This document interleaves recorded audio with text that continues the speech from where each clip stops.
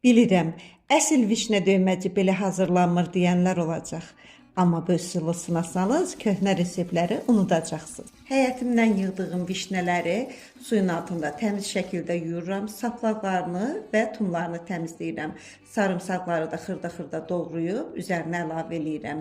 Ağ reyhan, qara reyhan, həmçinin nanəni də çox da xırda olmamaq şərti ilə doğrayıb üzərinə əlavə eləyirəm. Turşular üçün olan duzdan bir qədər də şəkər tozu əlavə eləyib yenidən qarışdırıram. İndidən artıq suyu çıxıb, möhtəşəm bir görüntü və möhtəşəm bir dad alınır.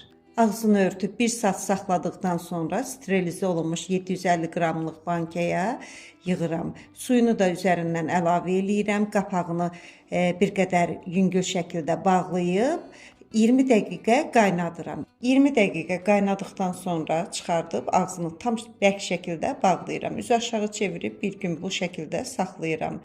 Bundan sonra ya soyuducuda və yaxud başqa bir sərin yerdə qış uzunu rahatçılıqla saxlayıb işlədə bilərsiniz. Əgər video xoşunuza gəldisə, səhifəni izləyib videonu bəyənməyi unutmayın.